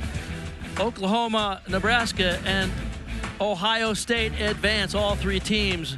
Less than 3 points separated. California, Greenville, and Springfield as complete teams. Their season is over, but some of the athletes from each of those teams will likely qualify as individuals to the championship, but not with their full teams tomorrow night. I'm Bart Connor along with Brody Malone. Brody, it's always a pleasure to work with you. We had a great session today. A lot of great competition, just setting the stage for tonight. And of course, your Stanford Cardinals going to go, Michigan. I mean, perhaps you can sort of handicap this one, because it'll be a similar battle for that 3rd place spot. Absolutely. Michigan, you know, coming back, defending that title from last year, and then Stanford. Those are probably the top 2 contenders to make it into tomorrow's final round. But it's really going to be a battle for that 3rd position. I think, you know, Penn State and Illinois they've been dealing with a lot of injuries this year, and so they're kind of on the same boat. And it's just going to be a battle. It's going to be really fun to watch. I look forward to being back here with you a little bit later today. And Sure enjoyed today's competition. Saw some world-class gymnastics, and it gets even better tonight. So once again, Oklahoma, Nebraska, and Ohio State advance to tomorrow's championship round, which is on ESPN2. Remember to stick with us, because tonight at 8 Eastern will be session number 2. We'll see which final 3 teams make it into the team championship tomorrow night. For our whole crew, Lauren Sisler and Brody Malone, I'm Bart Connor. We'll see you later.